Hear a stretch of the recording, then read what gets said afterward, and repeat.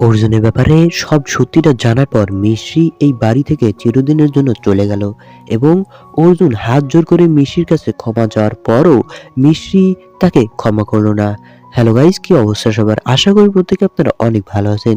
নিয়ে আসলাম সিঁদুর মূল্য ধারাবাহিক নাটকের 224 নম্বর পর্বের ধামাকাদার আপডেট। দর্শক, পর্বের শুরুতে আমরা দেখতে পাবো যে মিশ্রি সেই পরিবার থেকে বের হয়ে এসেছে। এটি দেখে অর্জুন একেবারেই ভেঙে পড়েছে। তার পরিবারকে এসে বলতে থাকে যে এটা আমি কি করলাম, নিজের হাতেই সবকিছু শেষ করে দিলাম। অন্যদিকে আমরা মিষ্টিকে দেখতে পাই যে কিনা রাস্তা দিয়ে যাচ্ছিল। ঠিক সে সময় সেখানে একটা গাড়ি এসে থামে। সেই গাড়ি থেকে মিশ্রির নানি বাইরে আসে এবং মিশ্রির কাছ থেকে সকল সত্যটা জানার পর সে তাকে নিয়ে আবার অর্জুনের কাছে ফিরে আসে এবং অর্জুনকে তার সমস্ত ভুল বুঝিয়ে দেয় এবং অর্জুনকে ক্ষমা চাইতে বলে মিশ্রির কাছ থেকে। কিন্তু আমরা দেখতে পাই যে এখানে অর্জুন মিশ্রির কাছ থেকে ক্ষমা চাইলেও সে কোনোভাবেই মিশ্রি তাকে ক্ষমা করে না।